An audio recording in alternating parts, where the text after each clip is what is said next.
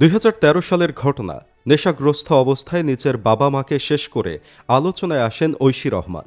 বয়সের বিবেচনায় আজও তার ফাঁসি হয়নি। তবে ২০১৩ সাল থেকে কারাগারে থাকা ঐশীর বিরুদ্ধে ইতিমধ্যে যাবজ্জীবন সাজার রায় হয়েছে। সাজার রায় হওয়ার পর থেকে কারাগারে তাকে থাকতে হচ্ছে কয়েদির পোশাকে। জানা গেছে তাকে অন্তত আরও ২০ বছর এভাবে সাজা ভোগ করতে হতে পারে। দীর্ঘ এই সময়ে কারাগারে কেমন আছে ঐশী, কি খান, কিভাবে কাটে তার দিনকাল, একমাত্র বোনকে হারিয়ে কোথায় ও কেমন আছে ঐশীর ছোট্ট ভাইটি, এসবের বিস্তারিত নিয়েই আলোচনা করব সাদাকালো টিভির আজকের ভিডিওতে। বিস্তারিত জানতে ভিডিওটির শেষ পর্যন্ত আমাদের সাথেই থাকুন। রাজধানীর মালিবাগের চামেলিবাগ এলাকার একটি ফ্ল্যাট। বাইরে থেকে দেখলে সেটি ছিল আর 10টি মধ্যবিত্ত শিক্ষিত পরিবারের মতোই স্বাভাবিক একটি বাসা। সেখানে স্ত্রী, 2 সন্তান এবং এক গৃহকর্মীকে নিয়ে বসবাস করতেন পুলিশের স্পেশাল ব্রাঞ্চের রাজনৈতিক শাখার পরিদর্শক মাহফুজুর রহমান। কিন্তু ২০১৩ সালের ১৬ই আগস্ট সেই বাসাই পরিণত হয় দেশের অন্যতম আলোচিত এক খবরের কেন্দ্রবিন্দুতে। সেদিন ভোরে ফ্ল্যাটটির ভেতর থেকে উদ্ধার করা হয় মাহফুজুর রহমান, তার স্ত্রী এবং গৃহকর্মীর ক্ষতবিক্ষত মরদেহ। পুরো দেশ স্তব্ধ হয়ে যায় এই নির্মম ঘটনায়। তদন্তের শুরু থেকেই সামনে আসে চাঞ্চল্যকর তথ্য। পুলিশ জানায়, আগের রাতে কফির সঙ্গে ঘুমের ওষুধ মিশিয়ে বাবা মাকে অচেতন করার পর তাদের জানে শেষ করে তাদেরই মেয়ে ঐশী রহমান। ঘটনার পর সকালে সে তার ছোট্ট ভাইকে নিয়ে বাসা থেকে বের হয়ে যায়। পরে ভাইটিকে এক প্রতিবেশীর বাসায় রেখে আত্মগোপনের চেষ্টা করলেও শেষ পর্যন্ত গৃহকর্মী সুমিকে সঙ্গে নিয়ে রমনা থানায় আত্মসমর্পণ করে। ঐশীর জবানবন্দির সূত্র ধরেই পরে গ্রেপ্তার করা হয় তার বন্ধু রনি ও জনিকে। ঘটনার পর দীর্ঘ তদন্ত, সাক্ষ্য প্রমাণ ও আইনি প্রক্রিয়া শেষে ২০১৫ সালে বিচারিক আদালত ঐশীকে মৃত্যুদণ্ড প্রদান করে। একই সঙ্গে তার বন্ধু রনিকে 2 বছরের কারাদণ্ড এবং অর্থদণ্ড দেওয়া হয়। তবে পরবর্তীতে উচ্চ আদালতে আপিলের পর মামলার রায়ে গুরুত্বপূর্ণ পরিবর্তন আসে। ২০১৭ সালের ৫ জুন হাইকোর্ট ঐশীর মৃত্যুদণ্ড কমিয়ে যাবজ্জীবন কারাদণ্ড দেন। একই সঙ্গে আর্থিক জরিমানাও কমিয়ে আনা হয়। সেই সাথে কাশিমপুর মহিলা কেন্দ্রীয় কারাগারই হয়ে ওঠে ঐশীর স্থায়ী ঠিকানা। একসময় যাকে ঘিরে ছিল বন্ধুদের আড্ডা, আধুনিক জীবনযাপন এবং উচ্ছৃঙ্খল স্বাধীনতা, সেই ঐশীর জীবন এখন সম্পূর্ণ ভিন্ন বাস্তবতায় আবদ্ধ। কারা কর্তৃপক্ষের তথ্য অনুযায়ী দীর্ঘদিনের মাদকাসক্তি কাটিয়ে ওঠার পর থেকেই তার মধ্যে প্রবল অনুশোচনা কাজ করছে। কারাগারের নির্জন কক্ষে বসে প্রায় তাকে নীরবে কাঁদতে দেখা যায়। অতীতের ভয়াবহ স্মৃতি যেন প্রতিনিয়ত তাকে তাড়িয়ে বেড়ায়। নিয়মিত নামাজ আদায়, রোজা পালন এবং পড়াশোনার মধ্য দিয়ে নিজেকে বদলে নেওয়ার চেষ্টা করছে সে। জানা গেছে ঐশী বর্তমানে ও লেভেলের পড়াশোনা চালিয়ে যাচ্ছে। কারা কর্তৃপক্ষ তার শিক্ষাজীবন চালিয়ে যেতে সহযোগিতা করছে। তার জন্য বই কেনা হয়েছে এবং পড়াশোনার উপযোগী পরিবেশও নিশ্চিত করার চেষ্টা করা হয়েছে। কারাগারের কর্মকর্তাদের মতে ঐশী এখন আগের চেয়ে অনেক বেশি শান্ত, সংযত এবং বাস্তবতা বোধ সম্পন্ন। বিশেষ করে মৃত্যুদণ্ড ঘোষণার পর থেকেই তার আচরণে বড় ধরনের পরিবর্তন আসে। কারাগারের একাধিক সূত্র বলছে, ঐশী যে ওয়ার্ডে থাকেন সেখানে বয়সে সে সবচেয়ে কম হওয়ায় অন্য বন্দীদের কাছ থেকেও কিছুটা স্নেহ পেয়ে থাকে। তবে বাইরের পৃথিবীর সঙ্গে তার সম্পর্ক প্রায় বিচ্ছিন্ন। আত্মীয় স্বজনদের অধিকাংশই তার খোঁজ নেন না। বন্ধুদের অনেকেই যারা একসময় তার নিত্যসঙ্গী ছিল তারাও আজ সম্পূর্ণ অনুপস্থিত। একমাত্র ব্যতিক্রম তার এক চাচা। তিনিই নিয়মিত কারাগারে গিয়ে তার খোঁজ খবর নেন, প্রয়োজনীয় জামাকাপড় ও খাবার পৌঁছে দেন এবং ক্যান্টিনের জন্য কিছু অর্থ দিয়ে আসেন। দীর্ঘদিন চাচাকে না দেখলে অস্থির হয়ে ওঠে ঐশী। ছোট ভাইয়ের খবরও জানতে চায় বারবার।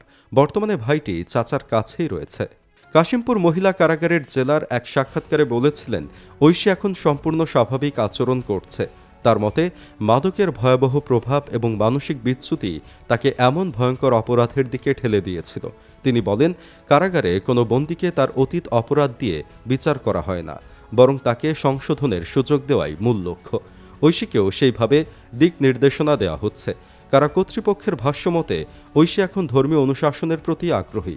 নিয়মিত নামাজ আদায় করে এবং আত্মসমালোচনায় সময় কাটায়। তাকে ভালো আচরণ সম্পন্ন বন্দীদের সঙ্গে রাখা হয়েছে যাতে তার মানসিক অবস্থার উন্নতি হয়। জেল প্রশাসনের পক্ষ থেকে তাকে মানসিকভাবে স্বাভাবিক জীবনে ফিরিয়ে আনার চেষ্টা অব্যাহত রয়েছে। একসময় যে মেয়েটির ভবিষ্যৎ নিয়ে পরিবার স্বপ্ন দেখেছিল, সেই মেয়ের জীবনের পরিণতি আজ এক ভয়াবহ ট্র্যাজেডি। তার বাবা মা চেয়েছিলেন মেয়েটি উচ্চশিক্ষিত হবে, সমাজে প্রতিষ্ঠিত হবে এবং দেশের জন্য কিছু করবে, কিন্তু ভুল বন্ধুত্ব, মাদকাসক্তি এবং নিয়ন্ত্রণহীন জীবনযাপন তাকে এমন এক অন্ধকার পথে নিয়ে যায় যেখান থেকে আর ফিরে আসা সম্ভব হয়নি। একটি ভুল সিদ্ধান্ত কেবল একটি পরিবার নয়, একাধিক জীবন ধ্বংস করে দিয়েছে। তবে আইনি দৃষ্টিকোণ থেকে অনেকেই মনে করেন ঐশীর মৃত্যুদণ্ড থেকে বেঁচে যাওয়াটা ছিল তার জীবনের সবচেয়ে বড় মোড়। হাইকোর্ট তার সাজা কমানোর পেছনে কয়েকটি গুরুত্বপূর্ণ কারণ উল্লেখ করেছিলেন। আদালতের পর্যবেক্ষণে বলা হয়, কাণ্ডটি ছিল মাদকাসক্তি এবং মানসিক ভারসাম্যহীনতার ফল। পেছনে সুস্পষ্ট কোনো পরিকল্পিত উদ্দেশ্য ছিল না। এছাড়া ঐশী বিভিন্ন শারীরিক ও মানসিক সমস্যায় ভুগছিলেন বলেও আদালতে তথ্য উপস্থাপন করা হয়। তার পরিবারের কয়েকজন সদস্যের মধ্যেও মানসিক সমস্যার ইতিহাস আছে। ঘটনার সময় ঐশীর বয়স ছিল কম। আদালত মনে করেন বয়সজনিত অপরিপক্কতাও তার সিদ্ধান্ত গ্রহণে প্রভাব ফেলেছিল। এছাড়া ঘটনার আগে তার বিরুদ্ধে কোনো অপরাধমূলক কর্মকাণ্ডের রেকর্ড পাওয়া যায়নি।